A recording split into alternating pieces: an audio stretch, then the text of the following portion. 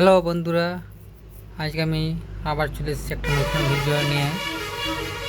আজ আমি আপনাদেরকে দেখাবো আয়ুষ্মান ভারত প্রধানমন্ত্রী জন আরোগ্য যোজনা ফর্ম কীভাবে ফিল আপ করবেন সেটা আমি আপনাদেরকে দেখাবো। আজ জুন মাসে 15 থেকে 17 তারিখ পর্যন্ত একটা ক্যাম্প হবে প্রতিটা বিডিও অফিসে। সেই বিডিও অফিসে আয়ুষ্মান আরোগ্য যোজনার যে ফর্ম ফিল আপ করতে হয় সেই ফর্মটা কীভাবে করবে সেটা আমি আপনাদেরকে দেখাচ্ছি। দেখুন, প্রথমে কী আছে, বেসিক বেনিফিশিয়ারি ডিটেলস, মানে পরিবারের যে প্রধান তার মানে যে বেনিফিশিয়ারি যে প্রধান হবে তার এখানে ডিটেলস দিতে হবে। তার এখানে নাম, আধার কার্ড সব কিছু দিতে হবে। প্রথমে হচ্ছে আধার কার্ডের নাম্বারটা দেবেন, যে বেনিফিশিয়ারি হবে, ঠিক আছে, এখানে পুরো আধার কার্ডের নাম্বারটা দিয়ে দেবেন।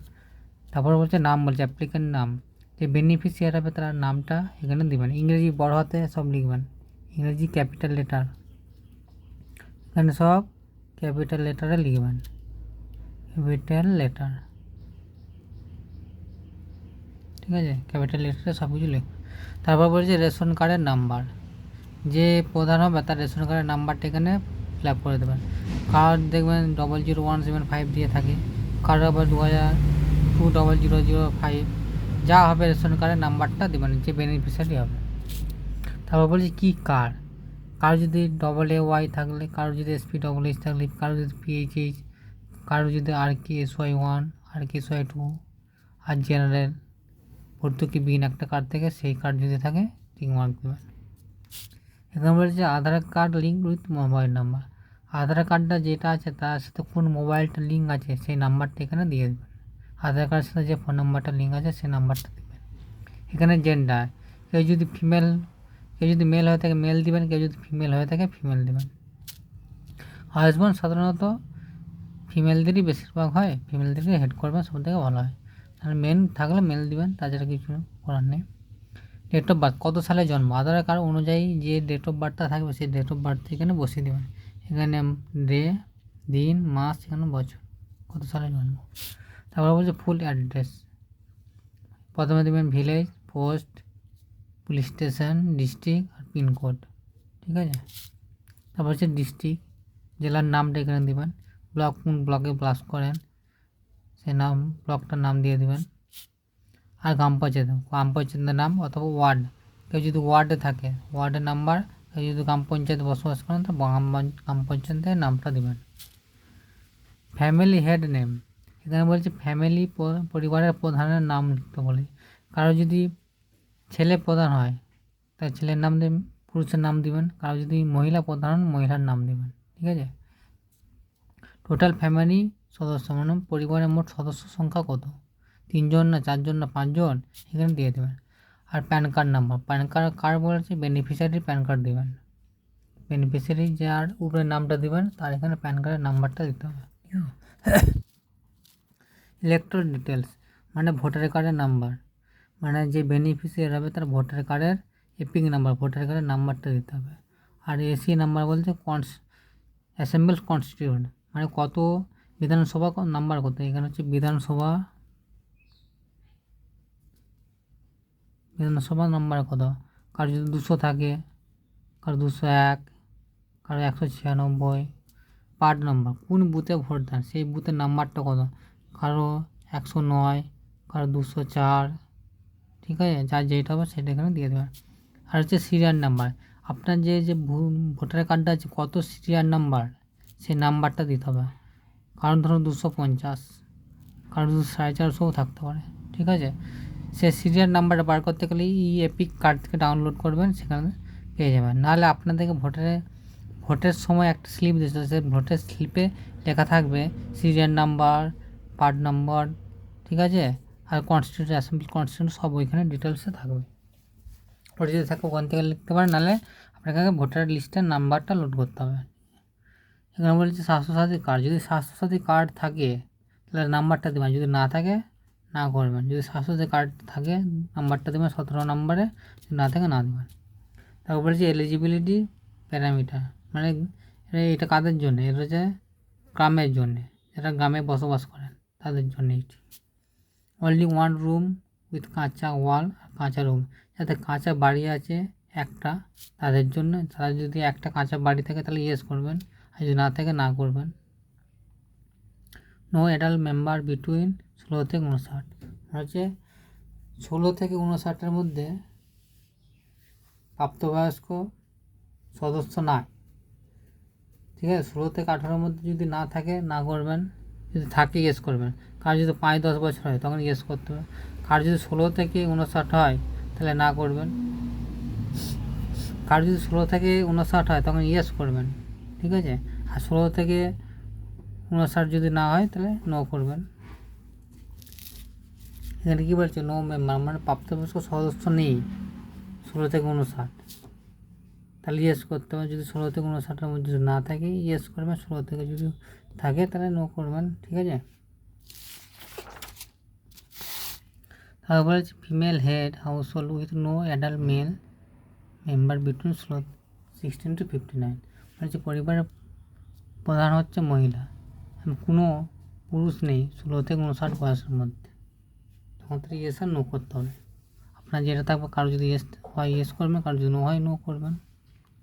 ডিসেবল মানে কেউ যদি হ্যান্ডিক্যাপ থাকে, এখানে কারো পরিবারে যদি হ্যান্ডিক্যাপ সদস্য থাকে তখন তাহলে ইয়েস করবেন, না নো করবেন, আর যেটা থাকবে। আর পুরো পরিবারটা যদি শিডিউল কাস্ট, শিডিউল SC STর মধ্যে হয় তখন ইয়েস আর নো করবেন। Landless house hold derive major part of their income manual casual, মানে যাদের জমি জায়গা নেই, দিনমজুর করে জীবনযাপন করেন, তারা ইয়েস করবেন, আর নাহলে নো করবেন। ডিস্ট্রিবিউট লিভিং অন এম, যারা ভিক্ষা করে খান তাদের জন্যে। ম্যানুয়াল স্ক্যানভেঞ্জার ফ্যামিলি, মানে মলমূত্র পরিষ্কার করা পরিবার যারা, তাদের জন্য এটি। আর প্রিমিটিভ ট্রাইবাল আদি জনজাতি গোষ্ঠী যদি হয় তারা ইয়েস করবেন, না no. Legally release bonded paper, মানে শ্রমিক যারা লিগালি শ্রমিক, তাহলে ইয়েস করবেন, নাহলে নো করবেন। এবার এসছি আরবান, আরবান মানে শহরবাসী,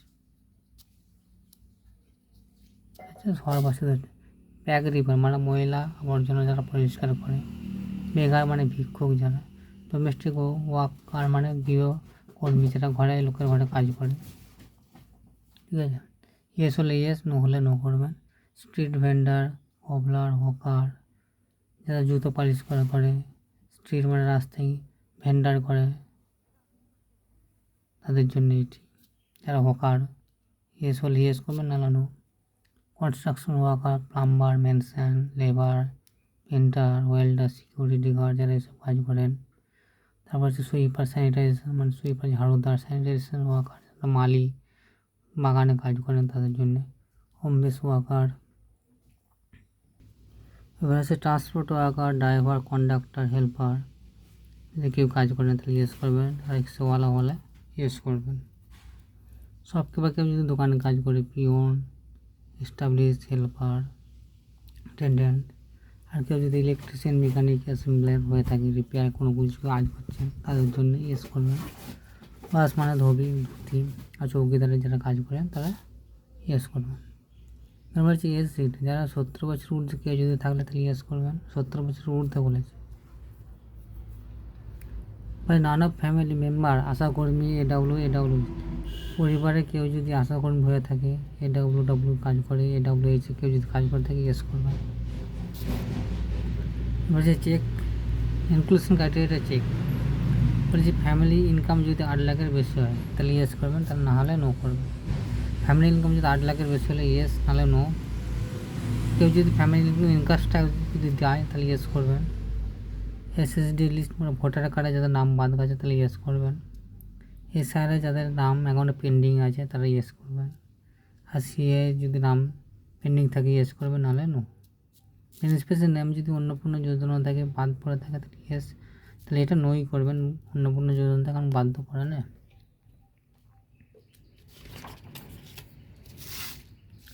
এখানে বলছে ডিক্লারেশন অফ কনসেন্ট বেনিফিশিয়ারি, এখানে রাইট চিহ্ন দেবেন, এখানে সিগনেচার সই নাহলে থাম, আর যেটা সুবিধা হবে সেইটা দেবেন, আর কিছু নেই। আর এটা রিসিপ্ট দিয়ে দেবে, এটা অফিস। আর একটা আছে সেটা হচ্ছে 70 বছরের ঊর্ধ্বে যারা যদি বেনিফিশিয়ারি থাকে, এখানে কী করবেন, আধার কার্ডের নাম্বার, অ্যাপ্লিক্যান্ট নেম, রেশন কার্ডের নাম্বারটা দিতে হবে। ই কার্ড সেম, আধার কার্ড কোন ফোন নাম্বারের সাথে লিঙ্ক আছে, মহিলা না পুরুষ, ডেট অফ বার্থ দিতে হবে, ফুল অ্যাড্রেস, ডিস্ট্রিক্ট, জেলা, block, panchayat ward, head, family হেডের নাম, টোটাল কজন আছে, আর প্যান কার্ডের নাম্বার, ভোটার কার্ডের নাম্বার, অ্যাসেম্বল মানে বিধানসভা নাম্বার, পার্ট কোন বুথে ভোট দেয় সেটা, ভোটের নাম্বার কত, স্বাস্থ্যসাথী থাকলে তার নাম্বারটা দেবেন। এখানে আর কিছু করতে হবে না। এখানে হচ্ছে আধার কার্ড, এখানে অফিস আপনাদেরকে দিয়ে দেবে। রেগুলেশন ক্রাইটেরিয়া বলতে যদি এসের নাম বাদ থাকে তাহলে ইয়েস করবেন, পেন্ডিং থাকলে ইয়েস করবেন আর নো করবেন, সিএ যদি পেন্ডিং থাকে নো করবেন, ইয়েস করবেন, আর যদি নাম না থাকে তাহলে নোই করে দেবেন সব। ডিক্লারেশন কিছু করতে হবে না, অফিস ইউজ ব্যাস। এটা হচ্ছে 17 বছরের ঊর্ধ্বে, আর এটা হচ্ছে 17 বছরের নিচে। তো আয়ুষ্মান ভারত কীভাবে ফর্ম ফিল আপ করতে হয় আমি আপনাদের হাতে কলমে দেখালাম। Thank you.